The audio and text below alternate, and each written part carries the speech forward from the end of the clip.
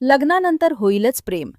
मालिकेच्या पुढील भागात पार्थ काव्याला म्हणतो की त्या रम्याने तुमचा वापर करून घेतला.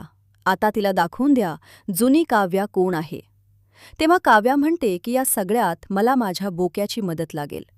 तेव्हा पार्थ म्हणतो की मी प्रत्येक वेळेस तुमच्या पाठीशी उभा राहणार. तर दुसरीकडे नंदिनी आणि जीवा बाळ चोरी झाल्यामुळे पाळणा घरामध्ये विचारपूस करायला आले आहेत.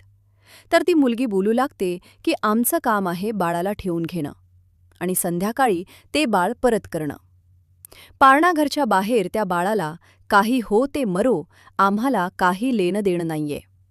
तर नंदिनी रागवतच म्हणते की बाळाच्या बाबतीत तुम्हाला कसली जबाबदारी वाटत नाही का.